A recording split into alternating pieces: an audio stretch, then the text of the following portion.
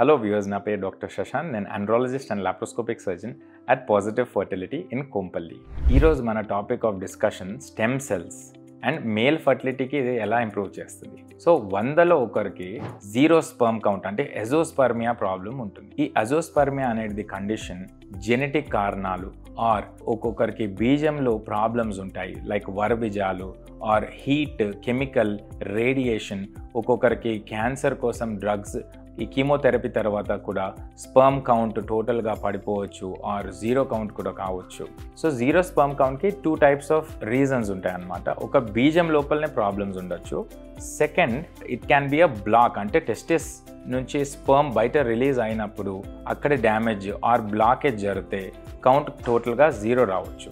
So ఇప్పటి వరకు zero sperm count బీజంలో ఉన్న ప్రాబ్లమ్స్ అంటే testicular failure, damage due to variety of reasons, infections, heat, chemical, దీనికి ఎఫెక్టివ్ ట్రీట్మెంట్ లేకుండే.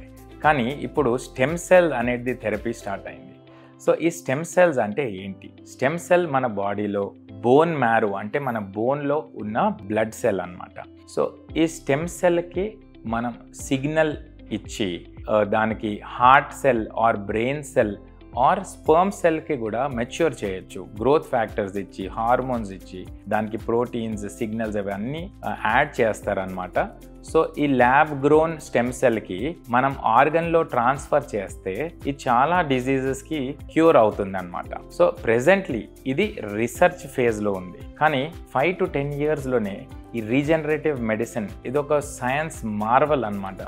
చాలా వరకు పేషెంట్స్కి ఇది ఒక ఎఫెక్టివ్ ట్రీట్మెంట్ అవ్వచ్చు. కణం ఉత్పత్తి జరిగేది ప్రాసెస్ టెస్టిస్, అంటే ఇది ఒక గొనాడ్. లేడీస్లో అండాశయాలు ఉంటాయి, ఓవరీస్. జెంట్స్లో టెస్టిస్ ఉంటాయి. So left and right side టెస్టిస్లో కూడా స్పర్మ్ ప్రొడక్షన్ ప్లస్ టెస్టాస్ట్రాన్ అనేది హార్మోన్ ప్రొడక్షన్ జరుగుతుంది అనమాట. టెస్టిస్ ఒక్కొక్క పేషెంట్లో ఫర్ వేరియస్ రీజన్స్ డ్యామేజ్ అవుతే స్మాల్ సైజ్ అవ్వచ్చు, సాఫ్ట్ కావచ్చు, అండ్ దాంట్లో కణం ఉత్పత్తి మొత్తానికి ఆగిపోవచ్చు కూడా.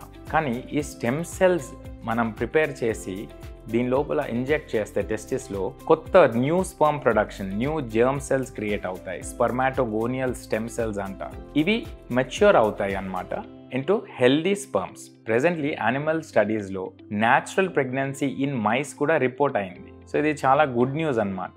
అండ్ ప్రెజెంట్లీ ఈ ట్రీట్మెంట్ ఇండియాలో రాలేదు, కానీ ఇది అప్రూవల్ స్టేజెస్లో ఉంది, రీసెర్చ్ స్టేజ్ జరుగుతుంది. సో వెరీ సూన్ 5 to 10 yearsలో ఈ stem cell therapy is effective treatment for testicular failure. And male fertility తోటి బాధపడుతుంటే కూడా మీరు టెన్షన్ పడాల్సిన అవసరం లేదు.